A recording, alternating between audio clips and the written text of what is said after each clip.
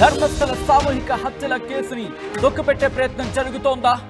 ఫిర్యాదుదారుణ్ణి పోలీసులు బెదిరిస్తున్నారా? ఫిర్యాదు వెనక్కి తీసుకునేలా పారిశుద్ధ్య కార్మికుడికి బెదిరింపులు ప్రారంభమయ్యాయా? దీనికి సంబంధించే చర్చ జోరందుకుంటోంది. సిట్ టీంలోని మంజునాథ గౌడపై లాయర్ ఫిర్యాదు చేసినట్టుగా తెలుస్తోంది. విజువల్స్ మీరు చూస్తున్నారు. ప్రస్తుతం అక్కడ జరుగుతున్న ఆ తవ్వకాలకు సంబంధించి ఈ మేరకు ఉన్నతాధికారులకు లేఖ రాశారు లాయర్. మంజునాథ గౌడ్ను సిట్ నుంచి తొలగించాలంటూ డిమాండ్ని తెర మీదకు తీసుకొచ్చారు ఆయన. మరోవైపు ధర్మస్థలలో తవ్వకాలు కొనసాగుతున్నాయి. ఇప్పటి వరకు 9 సైట్లలో తవ్వకాలు పూర్తయ్యాయి. 6వ సైట్లో మాత్రమే అస్థిపంజరం అంటే ఎముకలు అక్కడ దొరికాయి. దాదాపుగా 25 ఎముకలు దొరికాయని ఒక చర్చ జరుగుతోంది. ధర్మస్థల పరిసర ప్రాంతాల్లో దాదాపు 500కు పైగా, ఒకటి కాదు రెండు కాదు, 500కు పైగా అనుమానాస్పద మరణాలు. ఈ నేపథ్యంలో ఈ కేసుకి సంబంధించి ఇన్వెస్టిగేషన్ జరుగుతున్న తరుణంలో ఇప్పుడు అనేక క్వశ్చన్స్ తెర మీదకి రావడం జరుగుతోంది. అసలు ఏం జరుగుతోంది ధర్మస్థలలో? ఇది అందరినీ ప్రస్తుతం కలవరపాటుకి, అంతకు మించి ఆశ్చర్యానికి లోనయ్యేలా చేస్తోంది. అసలు ఎందుకు తాత్సారం జరుగుతోంది? ఆ వ్యక్తి 13 లొకేషన్స్ చెప్పినప్పుడు 9 లొకేషన్స్కి సంబంధించి మాట్లాడుకుంటున్న క్రమంలో ఇప్పుడు ఇన్ని తవ్వకాలు జరిగితే కేవలం 25 ఎముకలు మాత్రమే బయటపడ్డం. దట్టు నేనే పూడ్చిపెట్టాను అని ఒక వ్యక్తి చెప్పిన తర్వాత, అక్కడికి తవ్వకాలు జరిపిన తర్వాత అసలు బయటపడకపోవడం అనేక అనుమానాలకు తావిస్తోంది. అది ఎవరైనా తుడిచిపెట్టే ప్రయత్నం చేస్తున్నారా? లేకపోతే కేసుని నీరుగార్చే ప్రయత్నం చేస్తున్నారా? లేకపోతే అదే వ్యక్తికి సంబంధించి ఆ వ్యక్తి మీద ఒత్తిడి తీసుకొచ్చే కేసుని వెనక్కి తీసుకునేలా ఒత్తిడి పెంచుతున్నారా? ఇలాంటి క్వశ్చన్స్, ఇటువంటి ప్రశ్నలే ఇప్పుడు రైజ్ అవుతున్నాయి. ఎందుకంటే ధర్మస్థల దగ్గర ఎక్కడ చూసినా మిస్టరీని అంటూ కూడా మాట్లాడుకుంటున్న పరిస్థితి. ఆ పరిసర ప్రాంతాలకు సంబంధించి అక్కడ ఆ వ్యక్తి అంటే కంప్లైంట్ ఇచ్చిన ఆ వ్యక్తి మాటలు విని ఈ దేశం అంతా కూడా షాక్కి గురైంది. అయితే కర్ణాటక వాసులు మాత్రం అంతగా షాక్ గురయ్యారా అంటే బిగ్గెస్ట్ క్వశ్చన్ మార్క్. విజువల్స్ మీరు చూస్తున్నారు. అక్కడ పోలీసు ఉన్నతాధికారులు చేరుకుంటున్నారు. ఆ ఘటనా ప్రదేశానికి చేరుకొని వాళ్ళు తవ్వకాలు జరుపుతున్న పరిస్థితి. ఒకసారి ఆ దృశ్యాలు చూద్దాం.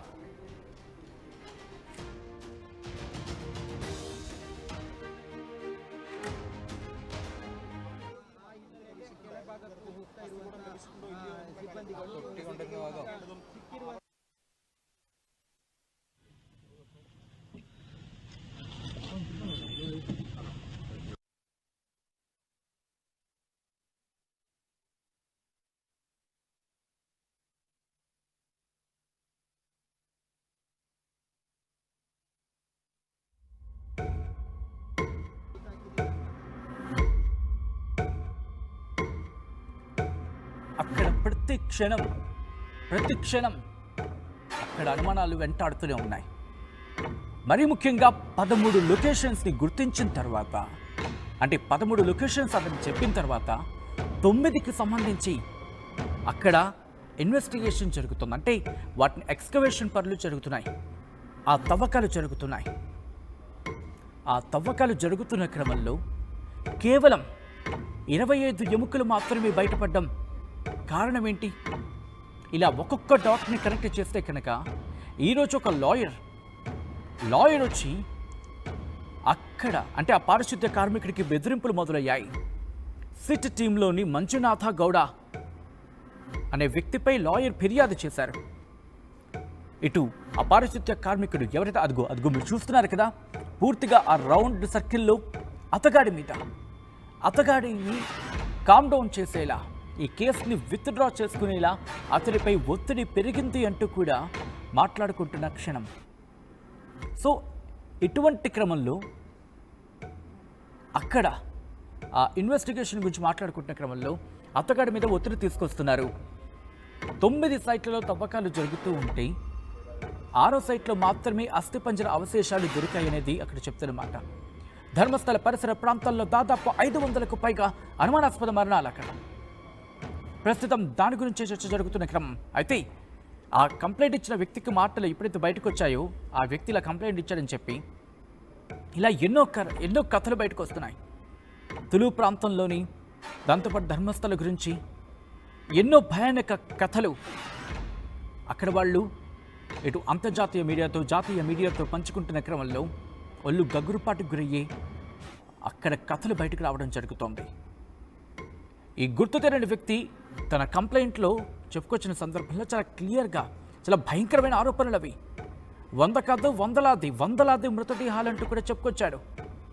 ఆ నది పక్కనే అదిగో మీరు చూడొచ్చు, ఆ నదికి సంబంధించి ప్రస్తుతం ఇక్కడ అది ఆలస్యం జరగడానికి కారణం ఏంటి? అక్కడ తవ్వకాలకు సంబంధించి, ఎందుకంటే భారీ వర్షం పడుతోంది అక్కడ, ఇదొక కారణం. ఇవన్నిటికీ మించి ఇప్పుడు రీసెంట్గా తెర మీదకి వచ్చిన అంశం ఏంటంటే, ఎవరైతే ఈ కంప్లైంట్ చేశాడో, అంటే నేనే ఇక్కడ పాతి పెట్టాను వందలాది మృతదేహాలంటూ చెప్పుకొచ్చిన ఆ పారిశుద్ధ్య కార్మికుడిపై ఒత్తిడి పెరుగుతోంది. కేసు విత్డ్రా చేసుకోవాలనే ఒత్తిడి పెరుగుతోంది అంటూ కూడా అక్కడ చర్చ జరుగుతోంది. ఈ క్రమంలోనే ఒక లాయర్ లాభం లేదు, అతగాడి మీద ఒత్తిడి పెరుగుతోంది. మరి ముఖ్యంగా సిట్ టీంలోని మంజునాథ గౌడ అనే వ్యక్తి చాలా కీలకంగా మారుతున్నాడంటూ కూడా లేఖ రాయడం జరిగింది ఉన్నతాధికారులకి. సదరు లాయర్ మంజునాథ గౌడ్ను సిట్ నుంచి తొలగించాలంటూ డిమాండ్ ఆయన తెర మీదకి తీసుకురావడం జరుగుతోంది. అయితే ఇంకొక వైపు తవ్వకాలు జరుగుతున్నాయి. 9 సైట్లలో తవ్వకాలు. రిమెంబర్, 1 కాదు 2 కాదు, 13 లొకేషన్స్, 13 సైట్స్ని అధికాడు. అంటే 9 ప్రాంతాల్లో మీరు చూడొచ్చు, ఒక బృందం వెళుతోంది అక్కడ. జేసీబీలను తీసుకువెళ్తున్నారు, పెద్ద పెద్ద ప్రొక్లైనర్స్ని తీసుకువెళ్ళడం జరుగుతోంది. చీమల దూరని చెట్టడివి, కాకుల దూరని కారడివి అంటూ ఉంటాం సాధారణంగా. అక్కడ పరిస్థితి చూస్తే పూర్తిగా చెట్లు మొలిచున్నాయి. ఆ నదీ ప్రవాహం పక్కనే